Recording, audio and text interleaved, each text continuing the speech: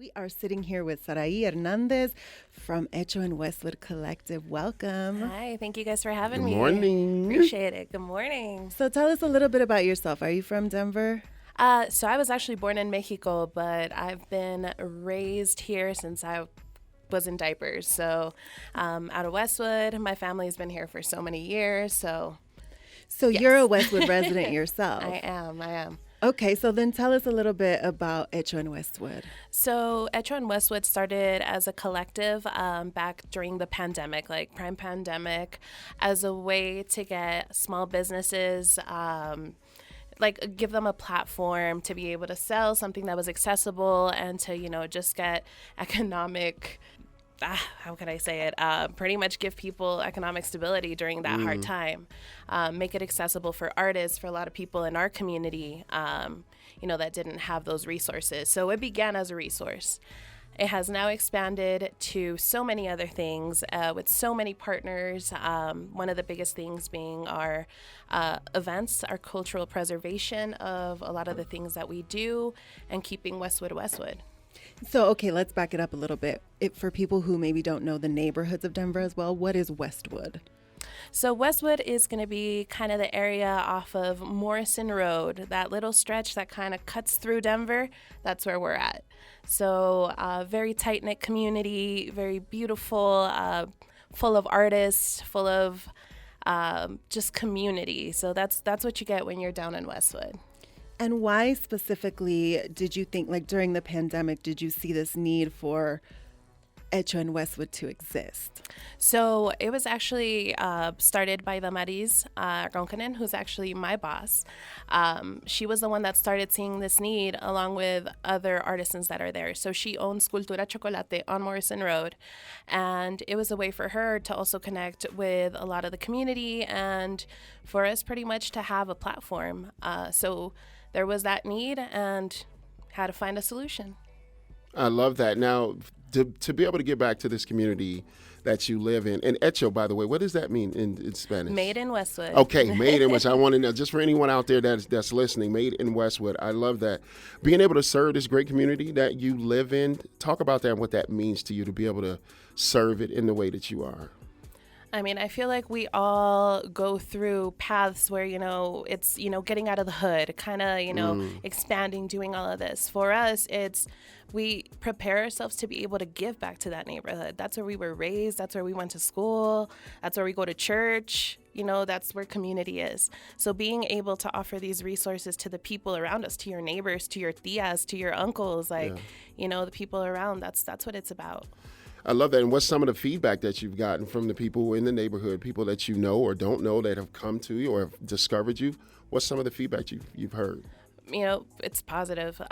Definitely community. We love to party. I love it. But a lot of our events, even, like I said, that's another part of what we do with this organization is a lot of culturally relevant events, taking back the narrative on a lot of things that have gone either mainstream, definitely focusing on the cultural preservation of our community. That's super important. So that's the biggest thing for us. And, people enjoy it. People respect it. Because, when you're part of that community, you want to keep it in that community. Indeed.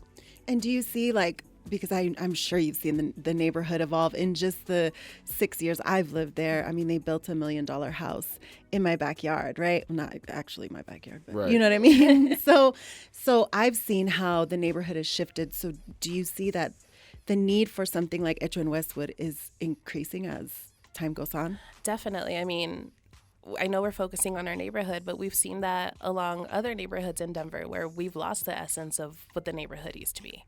And I feel like that's something that we want to keep in Westwood is that essence and, give people the resources possible. And I guess this is where a lot of our community partners come in as well.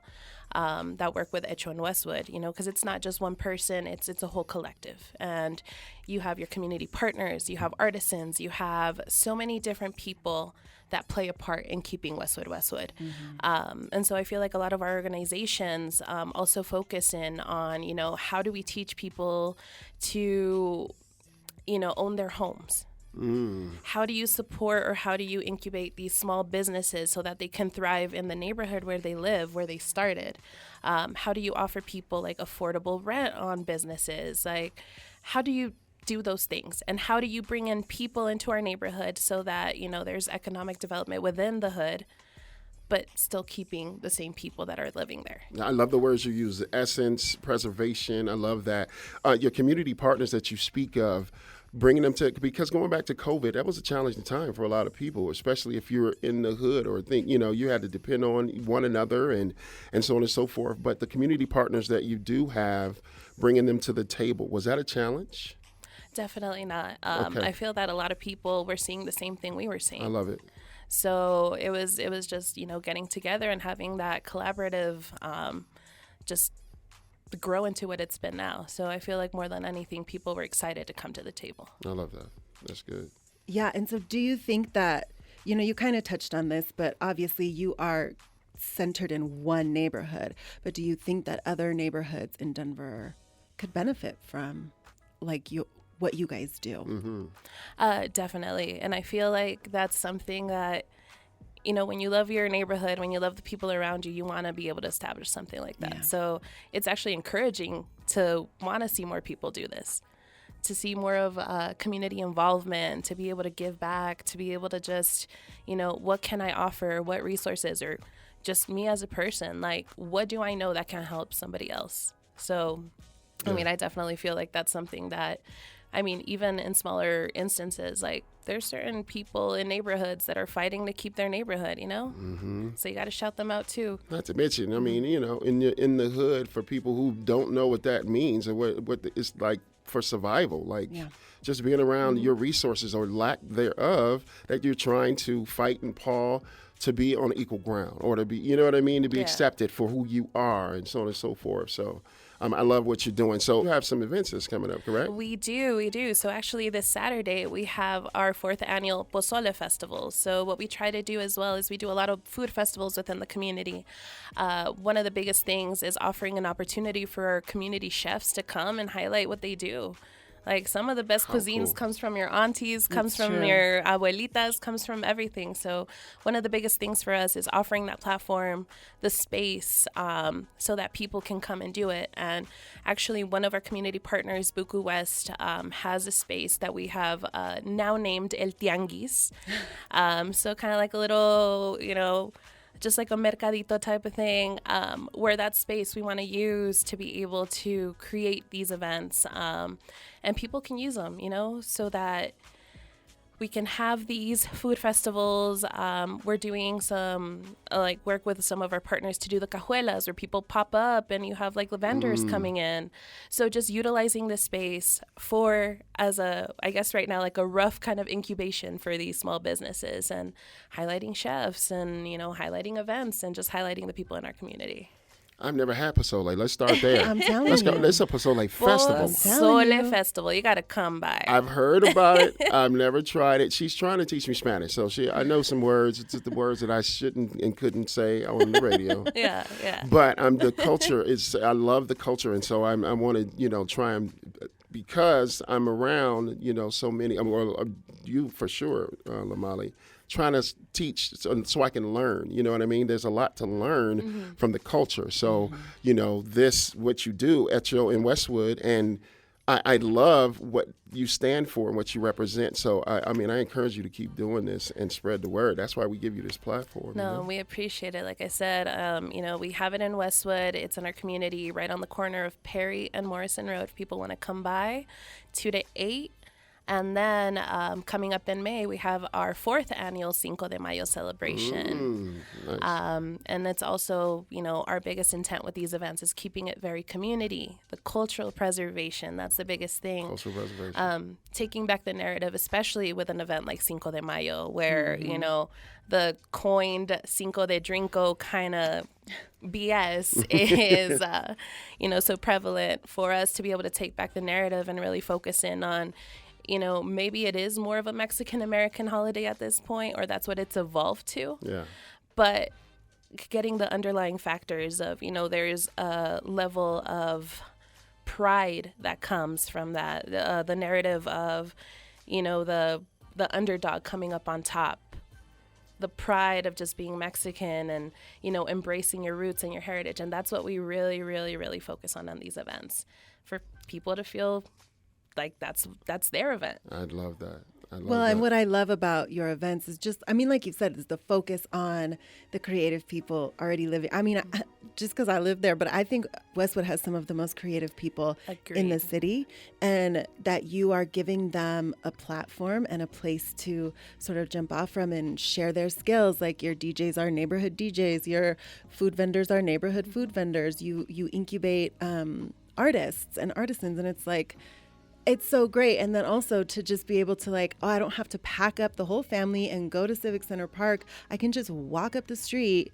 and it's as big of, if not bigger, a party. And it's not just a party. There's like learning and community happening. Exactly. I feel like that's one of the biggest things. It's, you know, we shut down the middle of Morrison Road, but everybody that's involved in the celebration are the same businesses that are right on that strip, are the same people that are supporting, are the same people that are going there, like you said, with their families.